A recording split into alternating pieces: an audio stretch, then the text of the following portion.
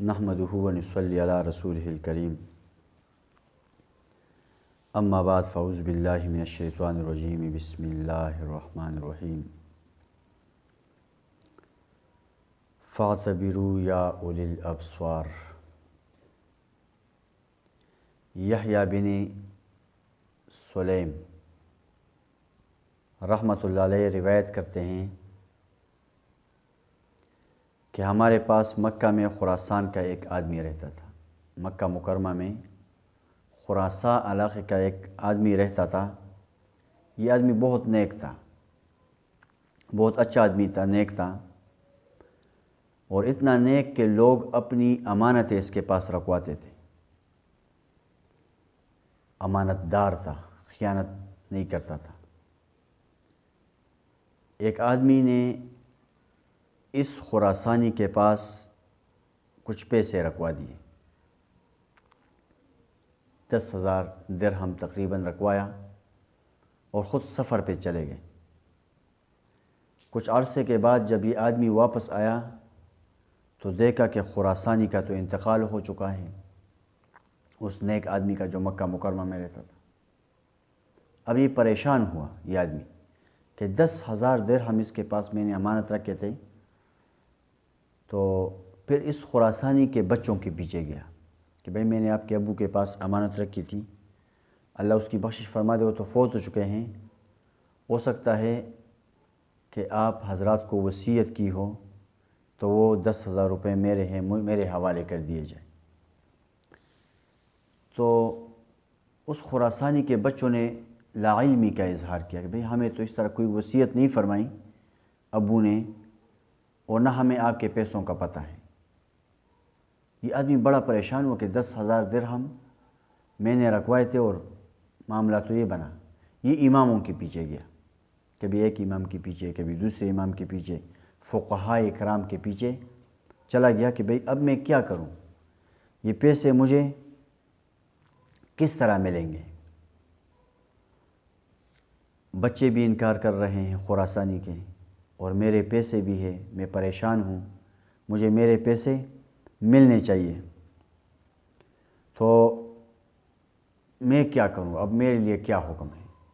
فقہاء مکہ نے کہا کہ ہمیں امید ہے کہ یہ خراسانی بہت نیک آدمی تھا، بہترین آدمی تھا، نیک تھا، امانت دار آدمی تھا، تو ہمیں اتنا یقین ہے کہ وہ جنت میں گیا ہوگا، فوت ہوا، انتقال ہوا تو جنت میں گیا ہوگا۔ لہٰذا آپ کو ایک طریقہ یہ بتاتے ہیں کہ جب آدھی رات یا تہائی یا نصف گزر جائیں، یعنی تہجد کے ٹائم ہو جائے، تو آپ چاہے زمزم کے کنویں پر چلے جائیں اور اس میں نیچے جھانک کر دیکھو اور آواز لگاؤ کہ اے فلاں بن فلاں، میں نے اس امانت کا مالک ہوں جو 10,000 میں نے تمہارے پاس رکھوائے تھے، اور مجھے وہ پیسے واپس کر دیں۔ ایک رات آواز لگائی، اگلی رات پھر آواز لگائی، تیسری رات پھر آواز لگائی، نیچے سے کوئی جواب نہ آیا، چاہے زمزم کی طرف سے۔ یہ واپس آیا تو فقہاء کرام کو کہا کہ مجھے تو کوئی آواز نہیں آیا، تو انہوں نے کہا انا للہ و انا الیہ راجعون پڑھا کہ بھائی اس نے کیسی آواز نہیں دی، اس تو نیک آدمی تھا، یہ تو جنت میں گیا ہوگا۔ اس کا مطلب یہ ہے کہ یہ آدمی جنت کے بجائے خراسانی جہنم میں گیا ہے۔ پھر انہوں نے کہا کہ بھئی اب اس طرح کرو، تم یمن چلے جاؤ، وہاں پر ایک یمن کے اندر ایک وادی ہے، وادی برہوت اس کا نام ہے۔ اس وادی کے اندر ایک کنواں ہے، آدھی رات یا نصف رات تہجد کے ٹائم چلے جاؤ اور اس کنویں کے اندر آواز لگاؤ کہ اے فلاں بن فلاں، خراسانی کو آواز لگاؤ کہ میں امانت والا شخص حاضر ہوں۔ تو یہ وہاں چلا گیا، وہاں گیا تو پہلے ہی آواز پر نیچے سے جواب آیا۔ اس نے جب یہ آواز پہلے رات لگایا، پہلی رات، تو نیچے سے آواز آئی، جواب ملا کہ میں اس نے آواز لگا کہ بھئی میں امانت والا شخص آ گیا ہوں، میرے پیسے واپس۔ تو نیچے سے اس نے آواز دیا کہ بھئی تجھے یہ جگہ کس نے بتائی ہے، یہ وادی اور یہ جگہ کس نے بتائی ہے کہ وہاں جا کے آواز لگاؤ۔ باتوں میں بات آگے چلی، اس نے سارا کو واقعہ بتایا۔ تو اس نے کہا کہ بھئی آپ تو بڑے اچھے آدمی تھے، خیر آدمی تھے، بہترین آدمی تھے، تو آپ کیسے جہنم میں چلے گئے؟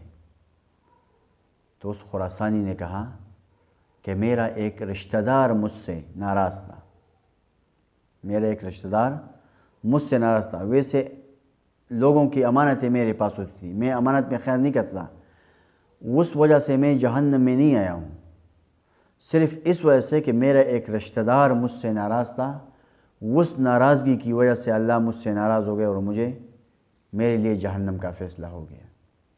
اور آپ کے پیسے میرے پاس ہمارے گھر کے ایک کونے میں نے جگہ کھدوائی تھی اور ادھر آپ کی امانت رکھی ہوئی ہے، آپ جائے ہمارے گھر کا دروازہ کھٹکھٹائے، میرے بیٹوں کو کہے کہ آپ کے گھر کے اندر فلاں جگہ ہے، مجھے اجازت دے دے، وہ کھود لیں گے اور اس کے اندر میرے پیسے پڑے ہوئے۔ وہ گیا وہاں سے اپنے پیسے نکالے۔ تو عرض کرنے کا مقصد یہ ہے کہ اپنے قرابت داروں کے پاس ان سے ناطہ رکھنا، ان سے رشتہ رکھنا، ان کے احوال پوچھنا، اس کی اتنی بڑی برکت ہے کہ اللہ جنت کا فیصلہ کر دیتے ہیں۔ اس لیے فرمایا کہ اپنے عزیز اور اقارب رشتہ داروں کے ساتھ اچھا برتاؤ کیا کرو، کہ اچھے برتاؤ نہ کرنے پر آدمی جہنم میں چلا جاتا ہے۔ اللہ ہم سب کو نیک کام کی توفیق عطا فرما دے۔